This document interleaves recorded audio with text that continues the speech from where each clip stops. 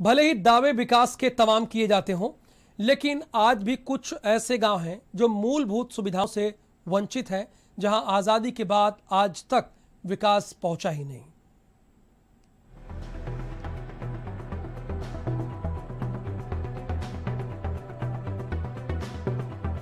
उत्तर प्रदेश में विकास की गंगा बहती है, गांव के गांव चमका दिए गए हैं। ऐसा हम नहीं, सरकारें और प्रशासन दावा करते हैं। लेकिन अगर हम जमीन की हकीकत से आपको रूबरू करवाएंगे तो गांव में बजबजा रही नालियों और रास्तों पर बह रहे कीचड़ को देखकर आपको सरकारी दावों पर हंसी आने लगे। ये रास्ते देखिए और जरा इनसे होकर गुजरने वाले ग्रामीणों का दर्द सोचिए। सालों से ये लोग इसी तरह इसी गंदगी को पार करते हैं और कोई भी अधिकारी इनकी सुध लेने नहीं आता। और इनका दर्द अब और भी ज्यादा बढ़ गया है, क्योंकि गांव में बारात आनी है और ऐसे रास्तों से गुजरकर कैसे रिश्तेदार और बाराती घर तक आएंगे। आजादी के 72 वर्षों बाद भी रबन्ना गांव में गांव की एक सड़क नहीं बनी है।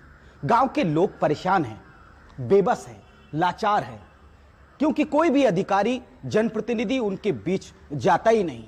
हाँ, जनप्रतिनिधियों को जब उनसे वोट लेना होता है तब दिन में, रात में, सुबह में, शाम में बार बार आते हैं और वोट मांगकर वो चले जाते हैं। सीडीओ साहिबा जल्दी से बनवा पाएंगी, क्योंकि गांव के लोग बड़े परेशान हैं। उनकी बदहाली को लेकर मैंने एक रिपोर्ट तैयार की है, वो आप देखिए।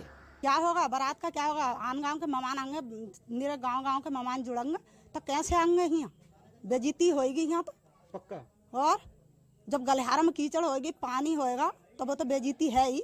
कहाँ के मेहमान आए, बहुत बहुत दूर तक के मेहमान आए, कैसे आएंगे वो? ये जो कीचड़ से भरे रास्ते वाला गांव आप देख रहे हैं, जहां रोड और नाली में अंतर करना मुश्किल हो रहा है, वो रामपुर जिले का रवन्ना गांव है, जहां आजादी के इतने सालों बाद भी सड़क और नालियों जैसी मूलभूत सुविधाएं नहीं पहुंच पाई और लोग इन गंदे रास्तों से गुजरकर खुद को बीमार कर रहे हैं।